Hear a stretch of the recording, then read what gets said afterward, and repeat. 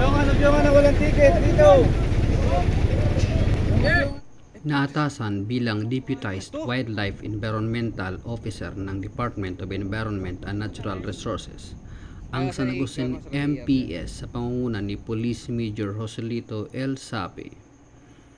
Ang kapulisan sa bayang ito ay nagsasagawa ng mga random na pag-i-inspection sa lahat ng mga sasakyang pandagat na dumadaong sa pantalan ng San Agustin Romblon.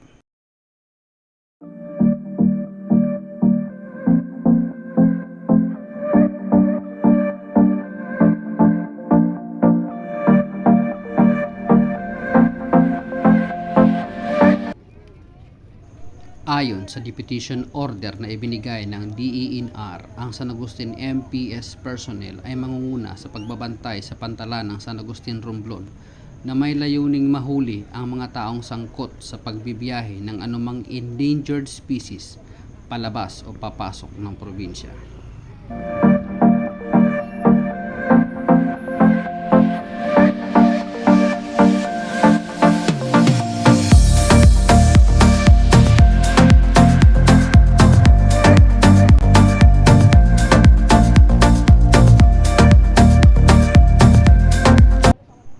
Ayon sa mga pag-aaral, ang probinsya ng Romblon, lalo na ang isla ng Sibuyan, ay bantog sa pagkakaroon ng mayamang flora and fauna. Makikita rito ang iba't ibang endemic na hayop at halaman na ang ibig sabihin ay dito lamang sa loob ng probinsya makikita.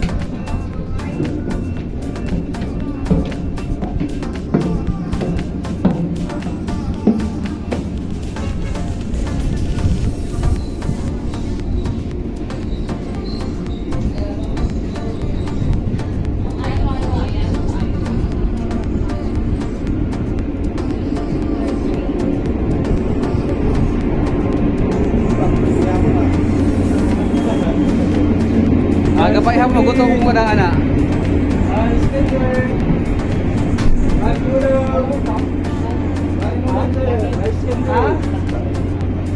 Daing. Hindi po bikoy.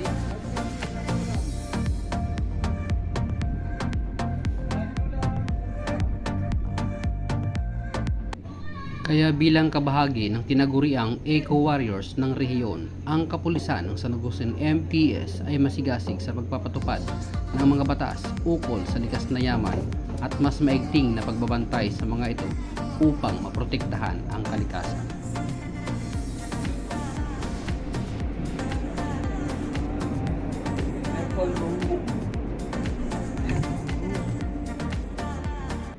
Nakikipagtulungan rin ang himpilan ng San Agustin MPS sa iba pang kawani ng pamahalaan, mga shipping companies na dumadaan sa pantalan ng San Agustin upang mapanatiling ligtas ang mga wildlife species sa mga taong mapang-abuso at nakikinabang dito.